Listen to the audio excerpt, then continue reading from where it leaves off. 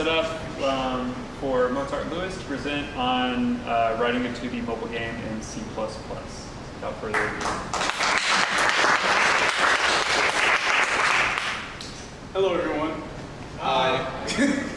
My name is Mozart. Yes, the real Mozart, like the pianist, as everyone knows. And I am a software engineer at Apk. I work on Android. I do a lot of Kotlin, Java, but my favorite language still to this day is C++. Don't ask me why, I might be crazy. But this talk is about writing a 2D mobile game. This is something I do on the side, you know, after all my Android work is done. If I go home and I'm like, I want to code some more, I like writing games, just little games, nothing too crazy, nothing like, you know, AAA or anything that crazy. And I'm going to show you how I do it, some of the process of doing it, and some of the things you need to consider, and some tips and tricks about things that a lot of people don't know how to do, and no one kind of tells them. There's no real like tutorials on how to figure these things out.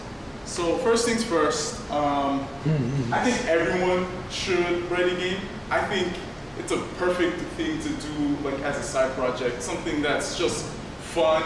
You don't have to like really do anything like super crazy in your mind. It's something more creative.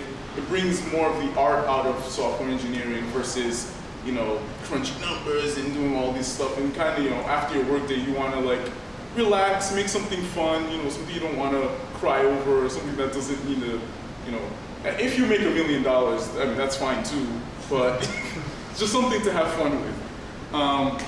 So today, we're really going to just talk about like creativity, crafting an idea, like what are you going to make and how are you going to begin? And is it feasible? Because a lot of times people like to overthink or try to make something so big, like they're trying to make $1 billion. Engines, which game engines should you choose? Like, what game engines are out there? What do they do? What do they specialize in? Writing a little bit of AI, and I only wrote intermediate because we get into some interesting code that shows very simple, basic AI, nothing like training a model that will know how to do a billion things. And security, you know, you want to be able to protect yourself. You don't want people stealing your stuff, so how do you like go over and do that kind of stuff? So the first part of crafting an idea is brainstorming. You know, what are you going to do? Like, what is your game going to be about? You know, you're thinking like, how do I do this? How do I make this? Like, what is this idea? Am I going to make the next Candy Crush? Am I going to make a Mario type game? I'm going to make a platformer, RPG.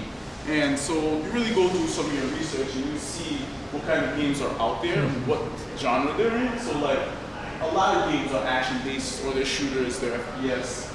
There's some sports games, a lot of role-playing, adventure, fighting, racing, all these different categories which require kind of different ways of thinking about how you're going to create this and what you need to create it. So I personally would put it down in 3 categories. I would say it's mainly about your genre, you know, who your audience is, and how long is it going to take you to create this. You know, a lot of times people will pick the genre and they don't know who their audience is. They want their audience to be everyone, but they're making a very specific type of game that, you know, only caters to, like, for instance, I think there's this game I saw on like the Google Play Store. It was called like, literally it's called Women's Cooking Word Challenge. So who do you think the audience is? Women who like cooking and like words. So it's kind of like, you know, you have a direct target between like what you're making and who it's for, who you're targeting, who you're going to market this to. Because we can get into marketing on another day. And how long is it going to take you to make this? You know, I've seen a lot of people who want to start creating games. Not that I'm any different, this happened to me, who have their eyes really large. And what I mean by that is something like this, right?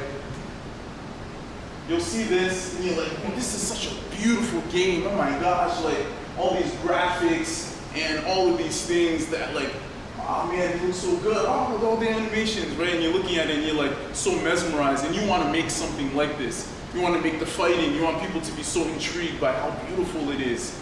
Well, lower your expectations because those type of things usually take very large-scale teams with very different abilities to be able to produce something like that.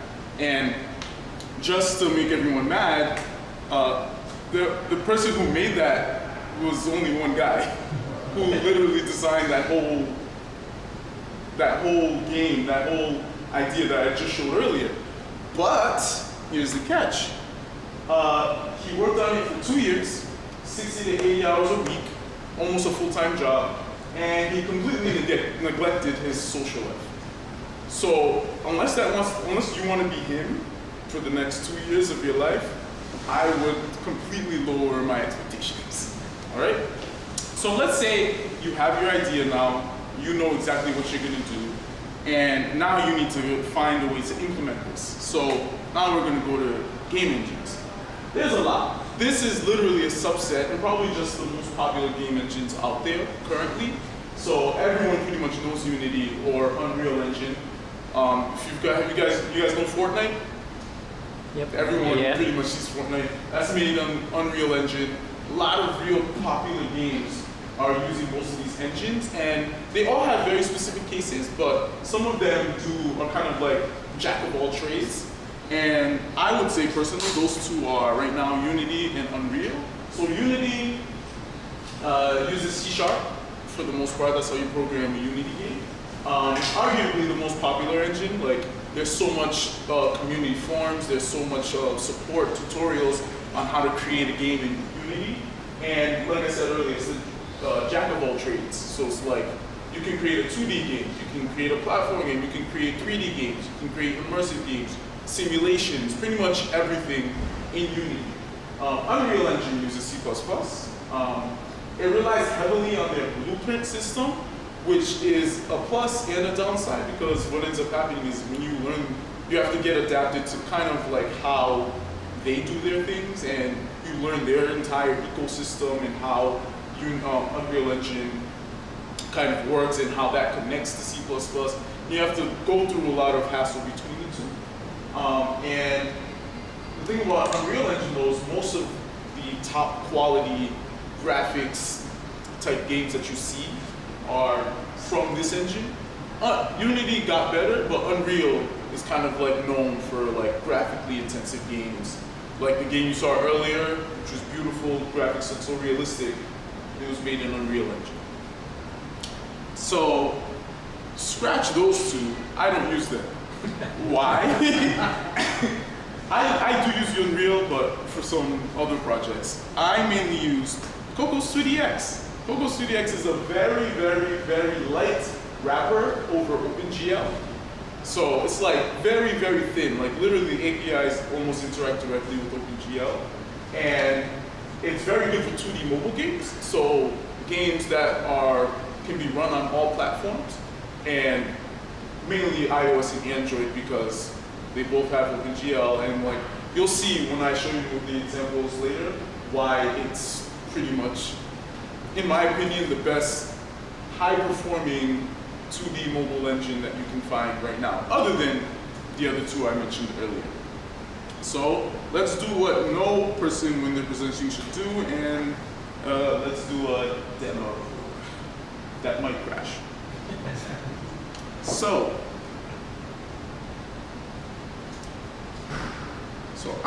once you download Cocos 2DX, you'll see, why is it so dark? Alright, this was a tough idea now that I think about it. Move the screen actually in front of you. Oh, wow. I can't see it.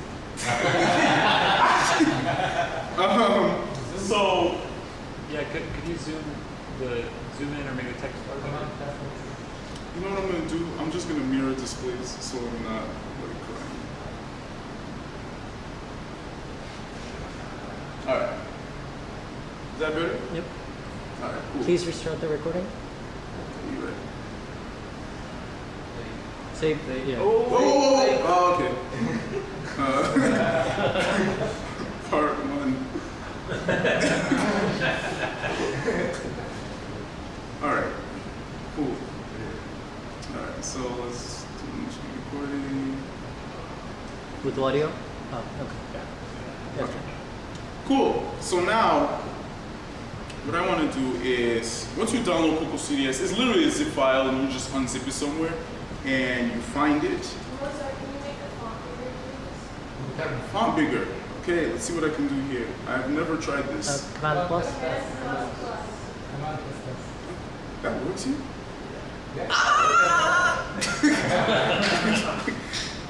So, what I do is I have Coco Studio X as a zip file, and if you look at it, it's just like, whoa, I just didn't go there.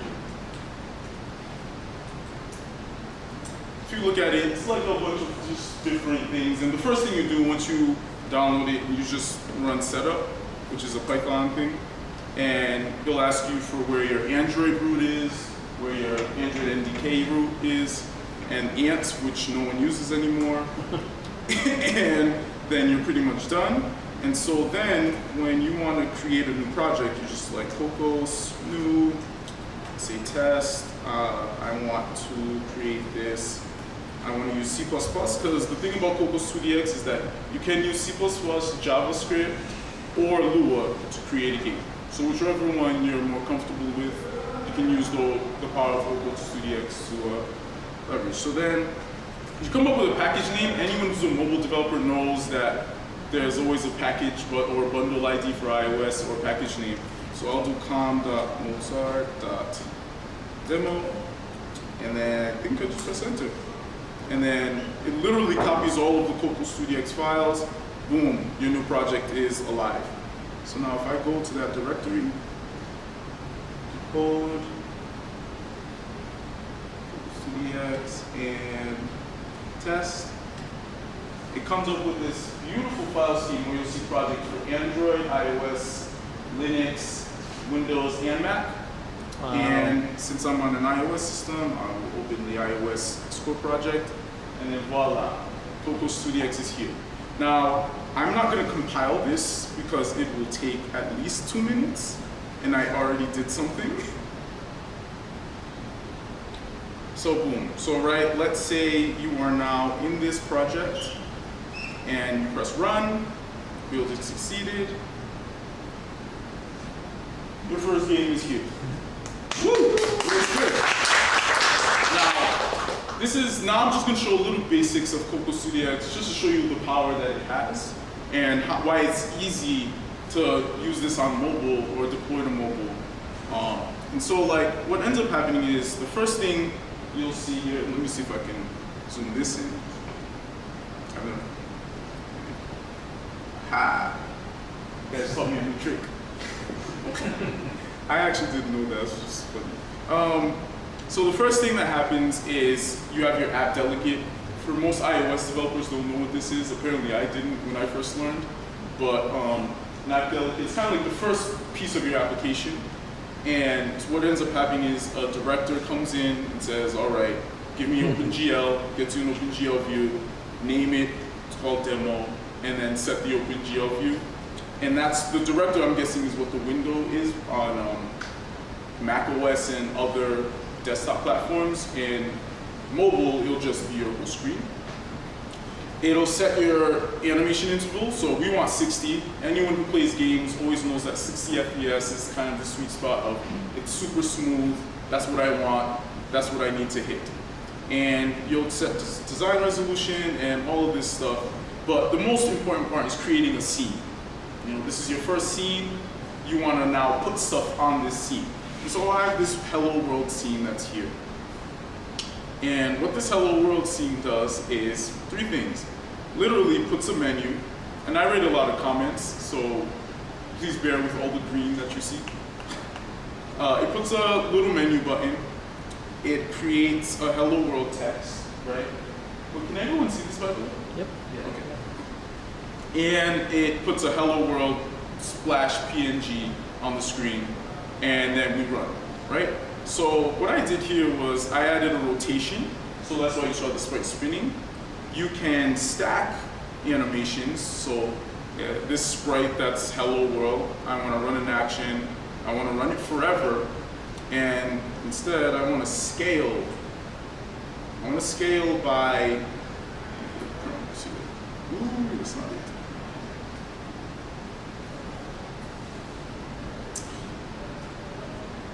always forget what the parameters for these things are. Okay, so in the scale by, you can for every 1 second, I want to scale by 0.1 floats, right? So now when you see this animation, you're gonna see it, I think, gets smaller.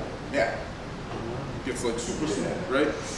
So we don't want to do it that fast. Let's say 0.1. Whoa. Okay, my math must be backwards. So let's put it up to 10. And so now you'll see it gradually get smaller and smaller and smaller. And that's just something that you can do. Just little tidbits like that that you can do. You can obviously always change the text. And that'll show up. And so Google CDX provides a lot of these helper classes like labels, sprites, anything else that you really would need to basically have a mobile 2D game, right? And then if I want to change that image, like so right now it's Hello World PNG. If I go to my resources and I don't have it in there, I have a logo, right? I have this logo file. I want to use that. Well, call it logo.png, run it again, and now it's using this logo. And now that logo is going to slowly get smaller and smaller and smaller and smaller. And so those are the little basics, things that you can do really easily within 5 minutes, 10 minutes to just get you started at looking at something, right? So now if we go back to the presentation, all right? Writing a little bit of AI. So this is AI from a game that I'm creating currently right now. And I'm using this particle editor thing to make them look like this. And the idea behind this is to just write, how would you write AI? Or what do you have to think about if you're writing AI? And my game is kind of like, my game is a maze game. It's very simple. You just have to collect things and then get to the exit, run away. And this is your opposition. You want to keep the game interesting by some way. And so you want to write some AI to make it so that, it's a little harder for the person to just achieve the end goal, which is exiting the map. So I have 3 of them. I literally went on Fantasy Name Generator and found these. So I can't even pronounce Zymos, or I know Cerberus is something, but I don't know what that last one is. And honestly, they're just internal names, so it doesn't really matter. One is generic. It's kind of like what every AI should do, just run around, try to find you and get you. Cerberus had a little bit of mythology in it, and that Cerberus, if you think about it, is a guard dog. And so what this one does is that it will literally go to some of the items that you need to collect and literally stay there and not move until you get close enough, and then chase you, and then you have to kind of like juke it. And Adros is just a super fast one. It'll run as fast as you, and it'll chase you for like 10 seconds or so, and then kind of slow down in that sense. So now, everyone can see this? Yeah. So here's some code. This is the code I've written. Once again, mind the green. It's a lot of comments. But basically what this is doing is that this is showing that, the code, this is the code that all of the AI runs 60 times a second. So 60 times referring to the 60 frames that we need for this to be performing so it's smooth in front of the user. And this is a mobile game, by the way. And so what the AI does is that we have statuses like can move, can the player move, and what's my current point. We have a queue, and we have a queue of paths. So anyone ever do any pathfinding algorithms? So things like A-star and Dijkstra's and dev breadth search, all that stuff. This is where it gets really algorithmically blah, blah, blah. So we have some algorithms in here using Manhattan heuristic. We're in Manhattan. Anyone happy with that? But basically, like, what the AI does is that it takes its position, and it knows the position of the player, and it tries to find the distance. saying, okay, is it close to me or not? This is basically creating the AI's eyes. And it's like, if you're within this proximity of me, I'm going to activate this rage mode and start chasing you directly. Otherwise, I'm kind of just aimlessly roaming this map until I find you or get close enough to you. And this is very similar to how Pac-Man works. You know, when you play Pac-Man, you start off, the ghosts don't immediately chase you. They kind of wait, you'll see them kind of roam around in different places, but over time, they start to get a little bit more aggressive and start to come directly after you. And that's exactly what this does. So you'll see at the bottom, I have this little thing that says if the distance is less than my chase index, which is different for all of the AI, then I'm initiating this chase mode, and I'm going to delete every path that I know currently, recalculate a path directly to you, and run after you and try to catch you. And so that's what this code looks like. It's really simple when you look at it from a high-level view. On the other hand, like writing the algorithms in the back end that actually power this is what makes the AI kind of like super smart or not. If I wanted to give them 100% accuracy, I would just say chase the player no matter what, and then you would pretty much lose all the time. And so this is what it kind of looks like. So this is what the gameplay actually looks like. So you're this little white particle, and once it gets close enough to you, it starts running after you. It's like, I need to get you, and it starts chasing you throughout this map. And no matter where you go, unless you get far away from it, it's not going to stop chasing you. So it's like, you know, it's kind of like, I'm trying to catch you, trying to beat you in this game. So each lurker has this calculate path method that allows them to kind of know what they're doing in terms of trying to catch you. So what this one does specifically is, from point A to B, if I'm chasing you, I literally copy A to B and calculate a path to you. If not, I'm just generating a random number, and I'm saying, you know, if that random number is less than this index, then I'm going to chase you directly. If not, I'm going to go through all of the nodes that I know I have and try to just pick a random one to travel to and see if I'm getting closer to you. As time goes on, this generator index kind of builds up so that the probability of it calculating a path directly to you gets higher and higher until it's past 100, and then it will always chase you. So the longer you stay inside of this maze, the more likely the AI is going to start calculating its path directly towards you. So that's the regular generic one. So for Cerberus, this one's a little bit different.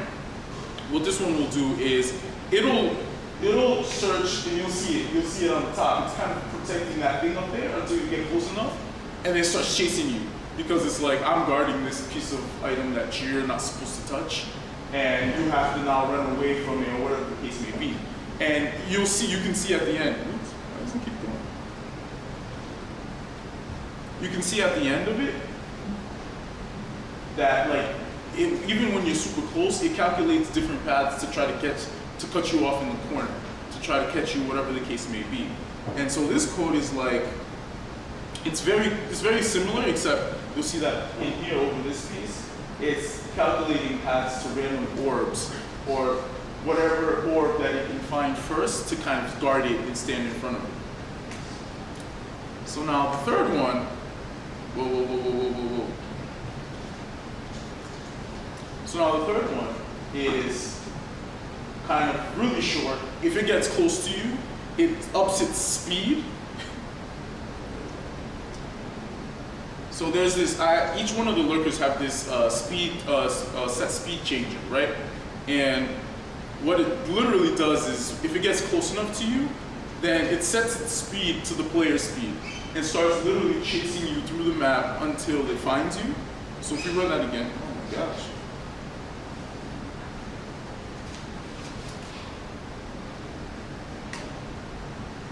Okay, so if you look at it one more time, you'll see that it starts speeding up really quickly once it gets close enough to you, and it kind of just follows you the whole time for about 5 seconds, and then it kind of like fades off because it's like, I couldn't catch you in that time. It gets slower and starts to look in different places to try to find you again. So that's just showing you like how you can write different AI in a game to kind of make it more interesting for the player, so they're not just bored, like, you know, doing the same thing over and over again. And this is very specific to like a maze game, very close to like, similar to like Pac-Man. So security, this is something that a lot of people ask questions about and they don't know what to do. And it's about making your game unhackable, right? People want, you know, it to be impossible for someone else to go into like open their package or open their APK on Android and just steal the assets and say, hey, you know, now I have all the images that this person used. Well, the sorry truth about that is that, you know, for the most part, nothing is unhackable. Someone who's savvy, smart, and determined can get through any security. So a lot of people want 100% success rate, but like, you know, they want to block people. They don't want people opening their zip files that have all their configuration files to change or cheat or whatever the case may be. But unfortunately, if someone's determined enough, no matter how much security you put in, they can break it. I don't know if you guys know anything about Denuvo, but Denuvo is this software that a lot of AAA studios use in their game to kind of prevent piracy. And hackers have now found a way to crack it in one day. So they pay this license fee for this Denuvo software, and it gets cracked in one day, and it's like, well, what's the point kind of situation. So what can you do? Make it really hard. It doesn't, doing security doesn't necessarily mean it has to be top-notch or it needs to be the thing that blocks people completely. But you need to make it really, really hard for people, or weeding out the 99. So weeding out the 99 means the average person kind of just will look, but once they see kind of the security behind it, they're not going to try much. That's what you want to weed against. If you leave anything completely unprotected, yeah, people will open it up, take whatever they need, copy, paste, whatever the case may be. But if you make it just a little hard, then you're weeding out 99% of people's eyes. And a lot of people call that obfuscation. So it's like, you know, security through obfuscation is like, you know, you just scramble it up, don't let people really know what it is, and most people will run away because they're like, I don't know what this is, I can't understand it. So one part is encrypting assets. So what I do, and obviously I don't use AAAA, BBBB, CCC, TTD, but one thing I do is have this program called Texture Packer, which takes all of your 2D assets, right, and then it packs them into this very convenient file format called pvr.ccc, which is basically zlib encrypt, if anyone knows what zlib is. And when in your game, all you have to do is write these 4 lines of code, which will then, anytime an image of that type comes in, we'll be able to decrypt the image and read it in and put it on the screen. This is very useful because that means all of the images in your game, if they're like super like artistic and you don't want people to just take them away and do whatever they want, you can encrypt them this way, and this will literally beat off, once again, 99% of people who are trying to steal the original assets. Obfuscation, so generating passwords. So this is a function that's literally from my game right now.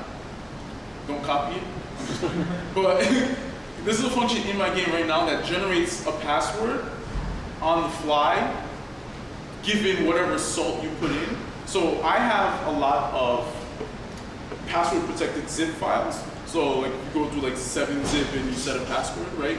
So if someone copies this and they try to open it, then you do input whatever the password is. And so I wanted a way to not hard code the password into the source files, because when people do reverse engineering, they could find it. They could go in, they can do whatever the case may be. Once again, the tech savvy people who know how to do this can do this and will find it. So I made this function that literally just generates a password right on the fly. And yes, the password's in memory, so it's not like impossible for them to find, but the way this gets called, it comes in so quickly that they would need to know when to stop or when assets are loading for them to be able to take it, and then it gets deleted from memory as soon as it's used. So this is another way to just help with, you know, being able to get assets securely without having people be able to just rip open your APK and like take everything that they need. And this is specifically useful for like config files, things that like, you know, if you're in a game and you want to load a boss level's health and attack power or whatever the case may be securely so that people don't make them super weak or super whatever the case may be, you can load it this way, which will make it easier. And to continue on that, anyone know what unzip is? Unzip is basically zlib, and it's like unzipping it, unzipping the lid, unzipping the zip. And like, this is, once again, straight from my game, which I will post the source code of these little snippets to later. But this one is particularly interesting where it gets into like using unzip to load a password in. And once the password's put in, that it will literally create buffers. If you know any C, you'll see malloc on the bottom over here, which will allocate whatever it needs to load that specific part of the zip file into memory and read it correctly. And then we're seeing like, well, what type is it? We're gonna try to uncompress the size so that when it gets returned, that you're not gonna get garbage data. And this, trust me, I've done this a billion times and I've gotten garbage data a billion times. So it took me a lot of time to like perfect stuff like this. And this is the kind of source code that people don't like releasing because they don't want people to be able to do the same thing or reverse engineer whatever their zip is. But this is also coupled with the fact that I generate passwords on the fly, and when you want to load an asset, it has to go through this function that will then kind of delete these buffers as soon as it's over, and return a buffer, which is literally a unsigned integer that you need to then interpret into whatever file format or whatever the case may be. So this works with things like JSON, XML, and loading them into data structures that can read those kind of files. So go make a game. Go have fun. Literally, go make a game. Have fun doing these things. I've had a blast just trying these things out and like learning something about, because the thing about game development is that it gives you a very broad spectrum of things to learn. Like I did design, I did security, I did some back-end. I literally integrated Firebase C++. I don't recommend anyone do it because it's a nightmare, but I learned that. So like, it gives you a really broad spectrum of things that you can do and learn how to make a fully featured game that you can release, and if you're lucky enough, it gets traction and it becomes your full-time job. Questions?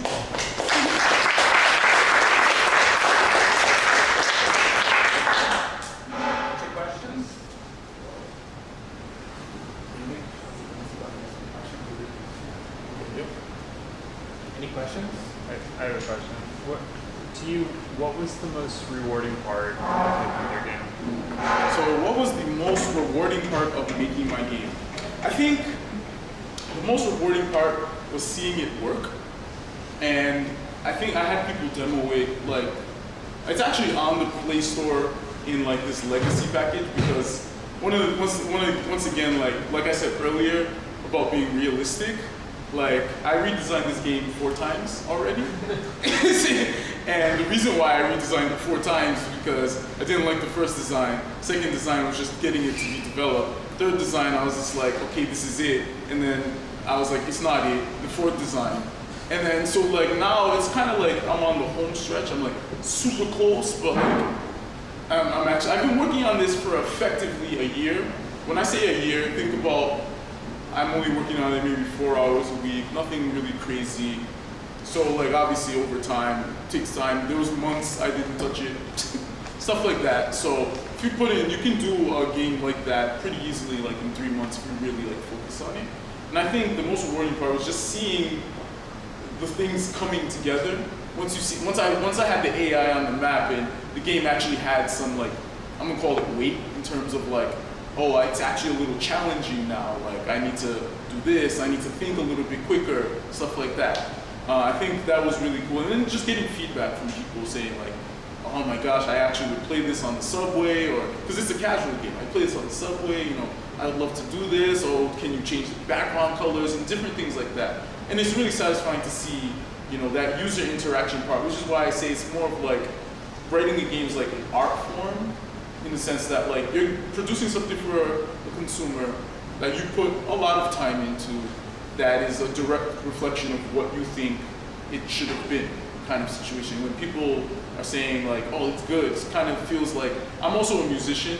I know my name's Mozart, musician, crazy. But when I play music and I see people respond in the same way, like, oh, this is really good, and that's a direct reflection of like how I interpret that specific thing. So like, this is the same way in terms of, I see it more as art and passion versus, just straight up coding. Which is why I would spend time finding out security, finding out how to integrate Firebase, all these complicated things, just to get that output in the end. One more question? Going once. Okay. Why do you need Firebase? Why do I use Firebase?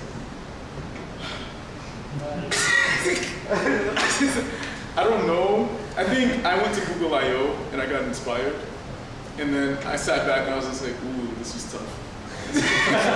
Honestly, Firebase is really good, and I think Firebase offers a lot of different features that are really good for games. Like remote config is one of them, where you can change on the fly. Like, let's say a level is too hard or there's too much of a failure rate on this level, you can change parameters on the server that will get downloaded to, like, let's say 50% of people, and you'll see how much people pass that level now. You can kind of optimize on the fly. Cloud saves is something that people have now become accustomed to. So now, like, if you're on level 100, your phone explodes, and you re-download the game, you want to still be on level 100. You don't want to restart again.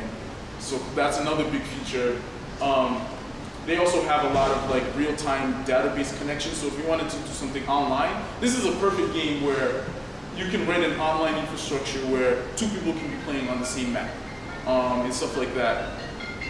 There's like one more thing, advertisements, analytics, invites, all these things. And my favorite part is that, it's all in one place. Because before, I was using this thing called SDK Box, then I was using GameSpark, then I was using all these different services, so I had to integrate with each and every single one of them. Mind you, the thing about Coco Studio X specifically is that because it's a light wrapper for OpenGL, it doesn't necessarily come out of the box with all of these configurations, so you have to write them yourself, which is kind of the downside. Unity, you probably just download a Unity plugin, Unreal plugin, and it, everything just works. Whereas in Coco Studio X, you kind of do a lot of the manual work, but then once again, it's a direct reflection of what you put into it. So like, if it's a high-performing, well-optimized game that you wrote, you wrote it. Unity and Unreal Engine, really good for specific things. In my opinion, if I'm writing a 2D game, I'd rather something lighter, because the APK size for this game is like 5 megabytes, believe it or not. Where if it was Unity or Unreal, you need to import their entire library, things might not compile, not be as optimized, whatever the case may be, and it's like a 20 meg game or 30 meg game for like something that simple, you know what I mean? So yeah, thank you.